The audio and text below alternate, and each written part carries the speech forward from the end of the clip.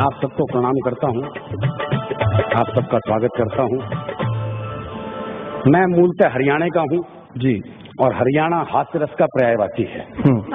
हमारे यहाँ सब काम हास्य रस में होता है जी। हरियाणा में तो प्रेम प्रदर्शन तक में हास्य रस होता है। वो हरियाणा के एक बस कंडक्टर का ब्याह हुआ तो पहली रात को जब कमरे में पहुंचा तो पलंग पे बैठी हुई दुल्हन से जो उसका पहला संवाद था वो उसके प्रेम प्रदर्शन का चरमोत्कर्ष था। पलंग पे बैठी हुई दुल्हन से बोला एक तरफ सरक ले, एक सवारी और बैठेगी। तो इससे ज्यादा पैर दिखाई नहीं सकते जी हम। वही बहुत अच्छे। ये इसलिए ऐसा है कि हमारे यहाँ साधु तक ऐसे हैं। हाँ। वो हरियाणा में 7 साधु चटाई बिछा के बैठे थे, धूनी रमा रखी, चटाई बिछा रखी। एक छोरा पहुंच गया जो सबसे बूढ़ा बाबा था, उसको हाथ दिखा के बोला, बाबा एक छोरी ने बहुत प्यार करूं हूं पर वो घास ही न डालती। तो सबसे बूढ़े बाबा ने सबसे छोटे बाबा को आवाज लगाई, बोले रामलाल एक चटाई और बिछा दे।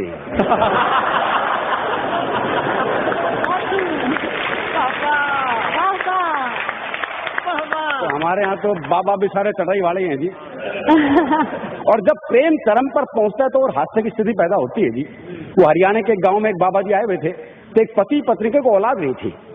तो बाबा जी बोले मैं बद्रीनाथ जाऊंगा, तुम्हारे नाम का दिया जलाऊंगा, भगवान ने चाही तो औलाद हो जाएगी। 12 साल बाद बाबा उसी गांव में वापिस आया तो देखा वो महिला 11 बच्चों से घिरी हुई है। अच्छा, बोले तुम्हारे हैं? बोले हाँ जी। बोले इसका मतलब मेरा दिया जलाना सफल रहा, भगवान ने मेरी सुन ली। बोले इन बच्चों का बाप नजर नहीं आ रहा।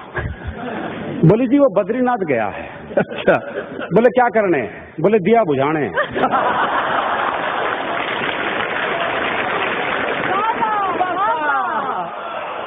तो हमारे यहाँ तो बाद में दिया बुझाने की भी जरूरत पड़ती है जी। बहुत मस्त प्रदेश है जी। भ्रष्टाचार भी हास्य रस में होता है। वो एक पुलिस वाले ने नई कार वाले को पकड़ लिया। अच्छा। देखा भाई सब चीजें ठीक ठाक हैं। बोला चल लाइसेंस निकाल। उसने लाइसेंस दिखाया, वो भी ठीक। बोला अच्छा गाड़ी के कागजात दिखा। उसने कागजात दिखाए, वो भी ठीक। बोला अच्छा 500 रुपए निकाल। बोला जी किस बात के? बोला 500 रुपए निकाल। बोला जी मेरी गलती क्या है? बोला तू 6 महीने तक गलती नहीं करेगा, मैं इंतजार करता रहूंगा।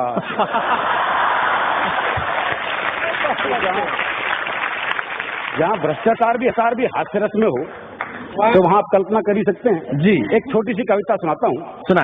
एक आदमी ने धरती से किया प्रस्थान और यमराज के कक्ष में घड़ियां ही घड़ियां देखकर रह गया हैरान। अच्छा। हर देश की अलग घड़ी थी, कोई छोटी कोई बड़ी थी, कोई दौड़ रही थी कोई बंद, कोई तेज थी कोई मंद।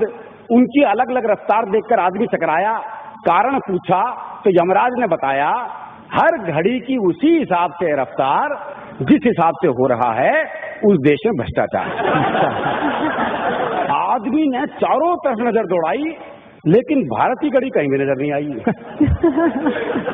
आदमी मुस्कुराया, यमराज के पास गया और उसे कान में फुसफुसाया, बोला भारत वाले भ्रष्टाचार यहाँ भी ले आए। भारत वाले भ्रष्टाचार यहाँ भी ले आए। हाँ। सच सच बताओ भारत की घड़ी ना रखने कितने पैसे खाए?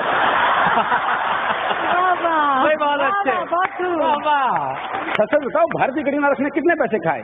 यमराज बोले बेटे तेरे शक की सुई तो बिना बात उछल रही है। यमराज बोले बेटे तेरे शक की सुई तो बिना बात उछल रही है, मेरे बेडरूम में जाके देख पंखे की जगह भारत की घड़ी चल रही है। क्या बात है, बहुत अच्छे। तो हमारे यहाँ तो हिसाब किताब ऊपर तक पहुंचा हुआ है जी।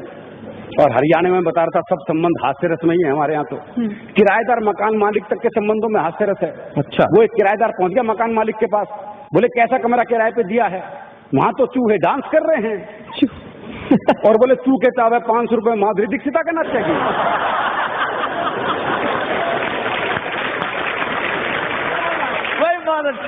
तो जब ये संबंध ऐसे हैं तो सास बहू दामाद ये तो हास्य रस से भरे ही पड़े हैं।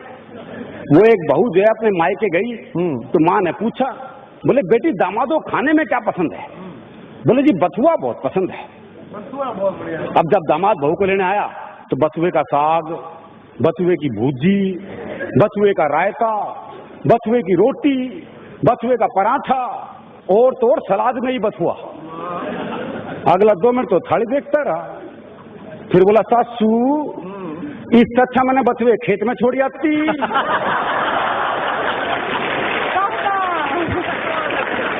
तो एक दामाद पहुंचा ससुराल पत्नी को लेने, तो सास का दिन नहीं करता भेजने का, तो उसने कहा अगले हफ्ते आइए।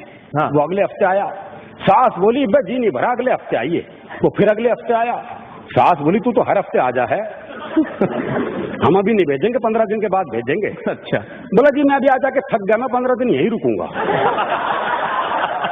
मैं साथ ही लेके जाऊंगा।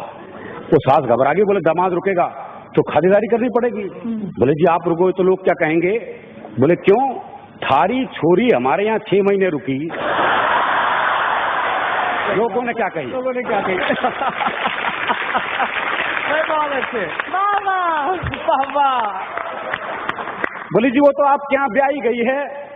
तो बोले मैं क्या यहाँ फूका गया हूँ? तो एक और दामाद होता है ससुराल पत्नी को लेने, तो सास का जी नहीं करता भेजने का, तो उसने बाकी बच्चों से कहा बोले अपने जीजा को समझाओ, और अगर नहीं माने ना तो यूं कह दे रहा हमारी माता जी की देवी आ जाती है।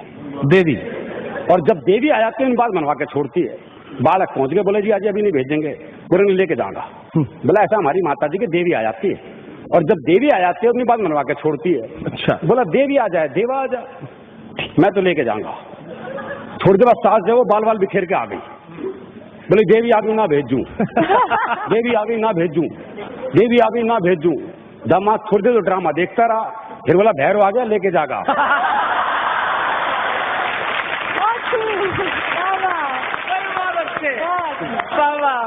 तो बड़ा भैरवनुमा मामला है जी।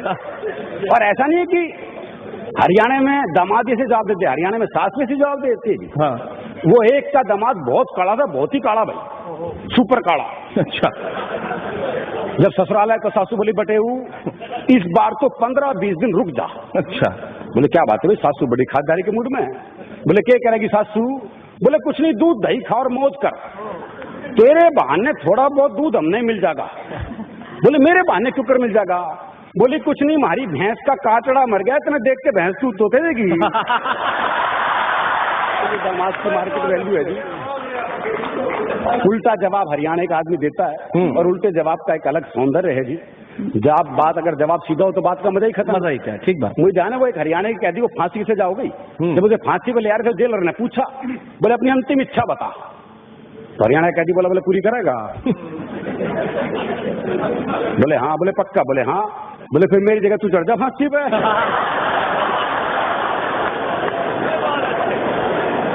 जो उल्टे जवाब का सौंदर्य है, इस पर एक आपको शुद्ध हास्यरस की कविता सुनाता हूँ जी। पुलिस को रंगरूटों का दस्ता चाहिए था नया। पुलिस को रंगरूटों का दस्ता चाहिए था नया। हरियाणा का राधे श्याम भी इंटरव्यू देने गया। इंटरव्यू में पूछा गया सिर्फ एक सवाल, और राधे ने बना दिया सवाल का बवाल। सवाल था आप सेब खरीदने जाओगे तो 50 रुपए किलो के हिसाब से 100 ग्राम सेब के कितने पैसे देकर आओगे? ये आसान सा सवाल था जी, लेकिन इस आसान से सवाल को हरियाणा का आदमी कैसे बवाल बना सकता है, बस यही इस कविता का सौंदर्य है। आप सेब खरीदने जाओगे तो 50 रुपए किलो के हिसाब से 100 ग्राम सेब के कितने पैसे देकर आओगे? राधे बोला अगर मैंने 100 ग्राम सेब के भी पैसे दिए तो पुलिस में भर्ती हो रहा हूं क्या एसएससी कराने के लिए?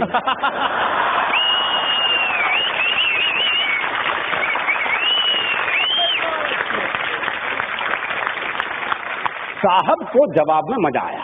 अच्छा। उन्होंने सवाल को आगे बढ़ाया। अच्छा मैं खरीदने जाऊं तो मुझे कितने के मिलेंगे? राधे बोला आवाज करो, पूरी पेटी आपके घर भिजवा देंगे। अच्छा तुम्हारी पत्नी तो पुलिस में नहीं है ना, वो जाएगी तो 100 ग्राम सेब के कितने पैसे देकर आएगी? राधे बोला साहब मैं अपनी पत्नी को आपसे ज्यादा जानता हूं। उसे खरीदारी का है बहुत चाव, पर उसे 100 ग्राम खरीदने होंगे तो 100 ग्राम का ही पूछेगी भाव। सही बात है। 100 ग्राम खरीद 100 ग्राम का ही पूछेगी भाव। अच्छा तुम्हारा भाई जाए, अगला भी उसी सवाल के पीछे पड़ा हुआ है। ये नहीं कि भी वो जवाब नहीं दे रहा तो सवाल बदल दे, पर दिक्कत ही वो भी हरियाणा का। अच्छा तुम्हारा भाई जाए जी, भाई को तो मैंने कई बार बाजार जाते देखा है, पर वो तो कहीं पौवा तो कभी गुटका लाता है। ये बुलाते तो मैंने उसे आज तक नहीं देखा है। अच्छा तुम्हारी बहन जाए कोई, जी मेरी एक बहन थी, उसकी शादी कर दी, अब वो जाने या बहन हुई। बहन हुई। बहुत अच्छे। राधे श्याम तुम्हारे पिताजी भी तो बाजार जाते हैं जी, उनके दांत नहीं है, वो बस केले खाते हैं। आप मुझे एक बात बताओ श्रीमान, तनख्वाह तो दोगे एक आदमी की और सेब खरीदने में लगा दिया पूरा खानदान। और सेब खरीदने में लगा दिया पूरा खानदान। अच्छा छोड़ो, कोई आम आदमी जाए तो वो 100 ग्राम सेब के कितने पैसे देकर आए? आम आदमी का नाम सुनते ही राधे श्याम सीरियस हो गया थोड़ा। बोला जी साहब, आप लोगों ने आम आदमी को सेब खरीदने लायक ही कहां छोड़ा? अजी साहब, आप लोगों ने आम आदमी को सेब खरीदने लायक ही कहां छोड़ा? आम तो सेब का ठेला लगाता है, अच्छा, खरीदने तो खास ही जाता है। क्या बात है? अच्छा कोई खास आदमी जाए तो अगला भी पीछे पड़ा हुआ है। पहली बात तो है कि अगर वो खास है तो खुद क्यों जाएगा? सही बात है। अपना नौकर भेज देगा, और आपके कहने से चला भी जाएगा तो क्या सिर्फ 100 ग्राम खरीद के लाएगा? चलो आपकी अंतिम इच्छा पूरी करने के लिए 100 ग्राम खरीद भी लाए, तो इसका हिसाब आप मुझसे क्यों लेते हैं?